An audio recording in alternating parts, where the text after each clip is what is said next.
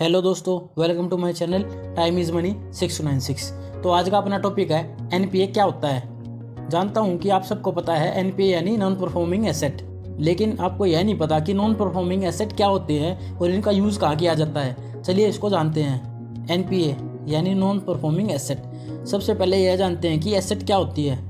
कोई भी ऐसी भौतिक या अभौतिक संपत्ति जिसको हम इसलिए खरीदते हैं या बनाते हैं ताकि वह वस्तु भविष्य में हमें फ़ायदा दे सके, जैसे मोबाइल, लैपटॉप, पेन, कूलर, अलमारी, बिल्डिंग, मेज, कुर्सी इत्यादि।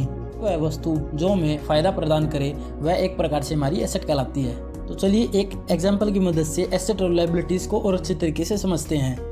राम और श्याम दो दोस्त हैं और राम के पास एक गाड़ी है। वह गाड़ी राम की एसेट कहलाएगी।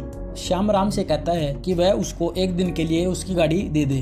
तो एक प्रकार से वह गाड़ी राम की एसेट होती है और एक दिन के लिए अगर श्याम उसको लेके जाता है तो वह उसका दायित्व है कि वह गाड़ी उसको समय पर वापस कर दे। राम के लिए वह गाड़ी एक एसेट हो जाएगी और श्याम के लिए वह गाड़ी एक लायबिलिटी बन जाएगी, जब तक वह गाड़ी उसको राम को वापस नहीं करनी पड़े। तो इस प्रकार एक ही चीज़ किसी के लिए एसेट होती है और किसी के लिए लायबिलिटीज़ होती है। इसी प्रकार बैंकों के पास यदि हम अपना पैसा जमा करवाते हैं, चाहे वह पैसा सेविंग अकाउंट में हो, चाहे वह करंट अकाउंट में हो, चाहे वह एफडी के माध्यम से जमा करवाया गया हो, बैंकों के लिए वह जमा करवाया गया पैसा एक लायबिलिटीज़ होती है और हमारे लिए वह पैसा एक एसेट होता है।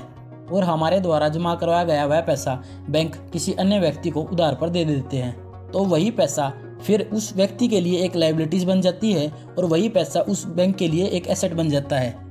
और जब भी कभी वह लोन लेने वाला व्यक्ति उस पैसे को देने से मना करता है या उस पैसे को वह भरने में सक्षम नहीं होता है, तो वह पैसा उस बैंक के लिए एक नॉन परफॉर्मिंग एसेट बन जाता है और धीरे धीरे बैंक को यह लगने लगता है कि वह पैसा उसका अभी वापस नहीं आएगा। तो चलिए एनपीए की इस प्रोसेस को बैंक के ही एक उदाहरण की मदद से समझते हैं। अपने लिए गए उदाहरण में राम के पास एक गाड़ी थी। चलो मान लेते हैं कि राम ने वह गाड़ी बैंक से लोन पर ले रखी थी।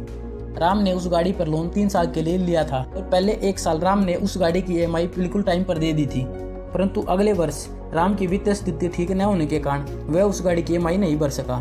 इसी प्रकार अगले वर्ष के पहले महीने की ईएमआई ना देने के कारण बैंक के द्वारा राम को फ़ोन किया जाता है और ईएमआई के लिए याद करवाया जाता है। इसी प्रकार दूसरे महीने भी बैंक के द्वारा याद करवाया जाता है और इसी प्रकार तीसरे महीने भी ईएमआई के लिए बैंक के द्वारा याद करवाया जाता है। इसी प्रकार राम ने बैंक की 3 महीनों तक ईएमआई नहीं दी और तीसरे महीने के बाद बैंक ने राम के उस अकाउंट को एनपीए की लिस्ट में टैग कर दिया।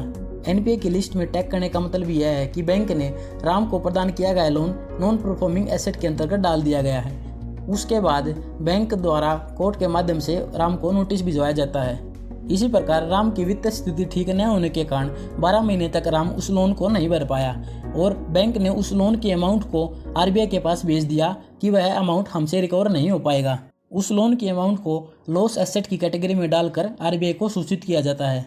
अपने लिए गए इस उदाहरण में यह स्पष्ट होता है, अगर कोई व्यक्ति लोन लेने के 3 महीने तक ईएमआई नहीं पे करता है तो उसे सिर्फ बैंक के द्वारा नोटिस दिया जाता है ईएमआई भरने के लिए, और यदि वह 3 महीने तक भी ईएमआई नहीं भर पाता है तो उस व्यक्ति के लोन अकाउंट को एनपीए की कैटेगरी में टैग कर दिया जाता है। इससे फ़र्क यह पड़ता है कि उस व्यक्ति का एक तो सिविल खराब हो जाता है, सेकेंड उसको कोई भी बैंक भविष्य में लोन नहीं देता है। अब चलिए मान लेते हैं कि 2 साल गुजरने के बाद अगर कोई व्यक्ति कहता है कि मेरी वित्तीय स्थिति अब बिल्कुल ठीक है और मेरा जितना भी बकाया लोन बैंक के पास था वह विद इंटरेस्ट वह पे करने को तैयार है, तो इस प्रकार पेमेंट करने के अपने पास 2 कैटेगरीज होती हैं। सबसे पहली कैटेगरीज होती है सेटलमेंट की, सेकंड कैटेगरी होती है फुल पेमेंट की।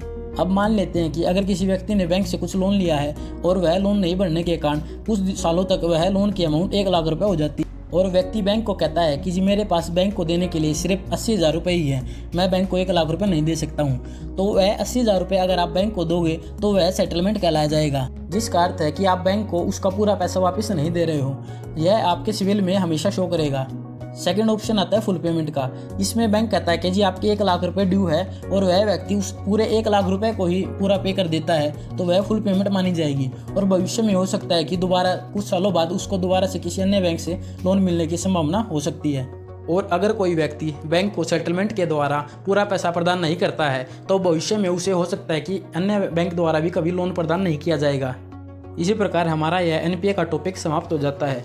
इसी प्रकार के अन्य इन्फॉर्मेटिव वीडियो को जानने के लिए हमारे चैनल टाइम इज़ मनी 6296 को सब्सक्राइब कर दीजिएगा और बेल आइकन को दबा दीजिएगा।